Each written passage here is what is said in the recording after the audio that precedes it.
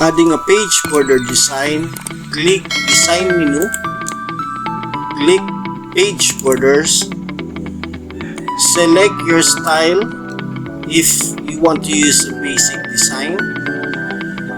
If you want to change the color, select the color in this option.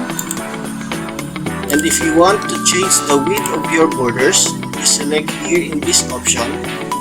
And if you want to add the art or design of your page border, select here in the art options.